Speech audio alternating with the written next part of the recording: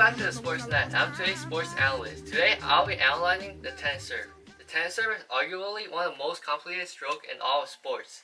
A powerful serve can get you to high grounds right off the bat, and the opposite applies to the weak serve. Like what Pete Sampras said, you either die or live by the serve. The serve can be broken down into three phases: the preparation phase, the execution phase, and the follow-through phase. Today I'll be analyzing Milos Raonic's serve specifically due to the wide variations of the serves. The first phase of a tennis serve is the preparation phase. The goal in the preparation phase is to prepare the body to create maximum power and velocity to strike the ball in the execution phase. Milos Raonic uses the platform stance where his front and back foot is a bit more than shoulder width apart. This position allows a great amount of stability because of his wide base and how close the center of mass is to the base of support.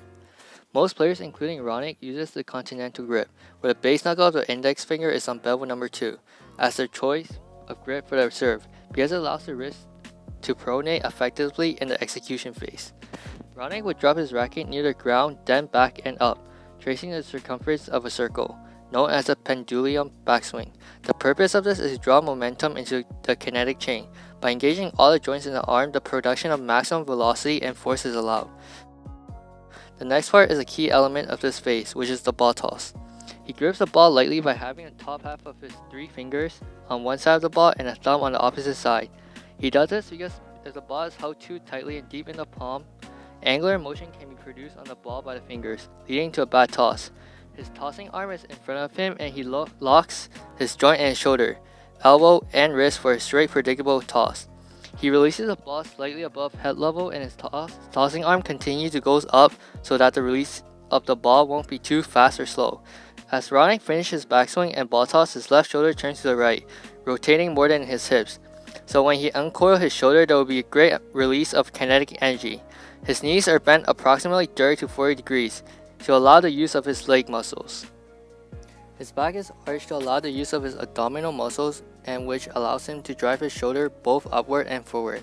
And lastly, his hip is pushed forward to activate his obliques. It allows him to place his chest underneath the ball and tilt his shoulder upward. His arm is bent into an L shape with his racket pointing toward the sky and facing the side fence. This allows the racket to drop fully back in the execution phase and allows his shoulder to spring a lot of power into the ball. Now he is in the trophy position, also known as the power position, because his body has stored an intense amount of internal energy by the coiling of his body. He is now ready to swing the racket with explosive power with his body driving linear toward the ball. After Raonic sets his body up into the trophy position, he is now in the execution phase. The first part of the execution phase is the racket drop. The rotation of his lower torso starts his racket drop. His leg propels the ground to get force and his upper torso rotates to uncoil the energy he stored in the trophy position. As this occurs, his shoulder elevates quickly and his entire arm begins to straighten out. The cartwheeling motion of the hitting shoulder or the non-hitting shoulder helps lift his body to maximize his contact height.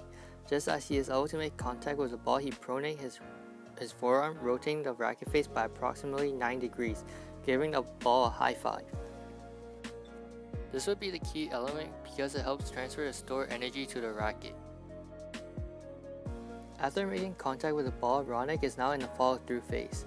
This phase is really important because it helps prepare the body for the next shot, so achieving stability is the goal of this phase. Raonic continues to elevate forward and high above the ground. After his front foot lands, his racket goes down his left side. As his hip rotates through his swing, he slowly decelerates his rackets because an abrupt stopping will lead to less power and potential injuries. His head remains up and the key element is that he moves his right leg backwards to widen his base when he lands for greater stability. Here we have a video of the rookie doing the serve.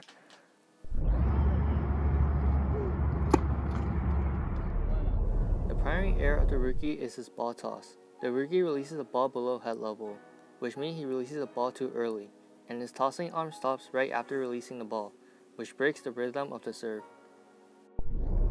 The secondary error of the rookie is that he doesn't bend his knee in the preparation phase. His knees are straight, which prevent the use of his leg muscles.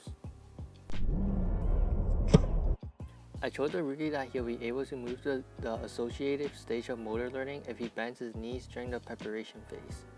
After that, I told him to serve 3 times using the feedback.